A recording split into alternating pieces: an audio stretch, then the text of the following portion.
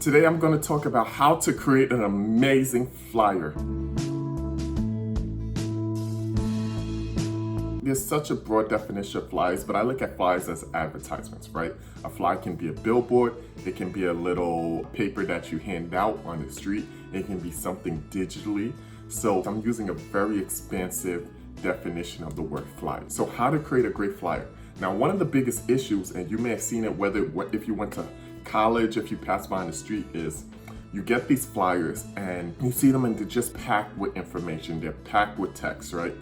And that's one of the biggest mistakes people make. They think flyers should have this much text on it. And I'm going to show you what a flyer should have and shouldn't have. And hopefully you'll take my advice rather than following this. Now the issue is because people constantly see flyers with so much text on it, they think that's how they should create a flyer, when that's one of the worst possible things you can do. Now, why is it one of the worst possible things you can do? Now, people often make the mistake in thinking people buy based on reason or based on logic. No, people buy and purchase stuff based on their emotions. Then they justify it with their logic. Okay, so you want to tap into that emotional pull, and it's very hard to do that with a flyer full of text. So that's one of the worst things you can do. So what do I suggest?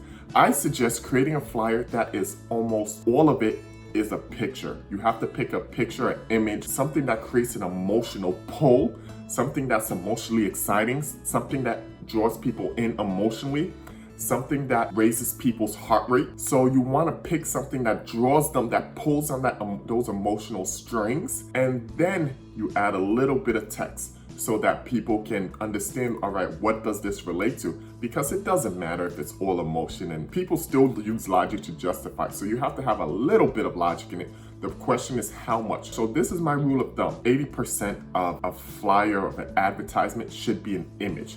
And the image, in my opinion, it should be bright. There's very few circumstances where you want a darker image. Maybe you're appealing maybe to grunge binge or gothic or something like that. Then that might work, but you usually, in almost all circumstances, want a bright image or bright colors that really pop, that draws people in, because you want to grab the attention, right? It's hard to see something when it's dark. It's easy to just pass that out.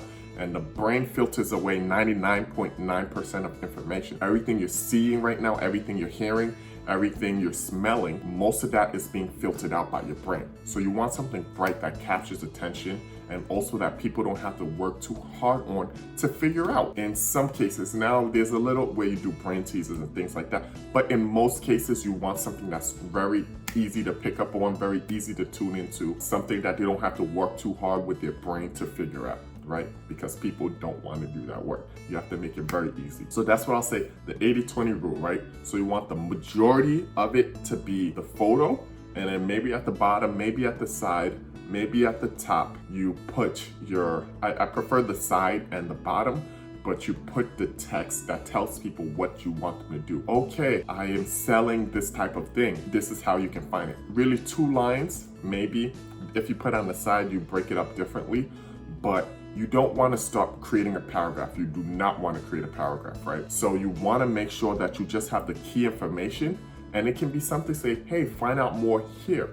And so you're creating a funnel and you're drawing people in. You're not trying to make the whole sale with the advertising. Do not try to make the whole sale with the photo. Do not try to make the whole sale with the picture. Sales copy, you have to use sales copy. That's another skill. I'll talk about that in a later video. So please subscribe to my channel about how sales copy gets people to click and buy. So I'll talk about that in a later video. So please hit subscribe. Also, if you like what I'm talking about, hit share. Hit like, please comment. I respond to comments. I look forward to seeing what you say, what you like, what you don't like. Do you agree with me? Now, I know you're like, wow, this is crazy. I have so much I need to tell. This is hard. I feel that. I go through that too myself. To this day, I go through that. I feel like I need more information. But I think Blaise Pascal said it best. If I had more time, I would have written a shorter letter.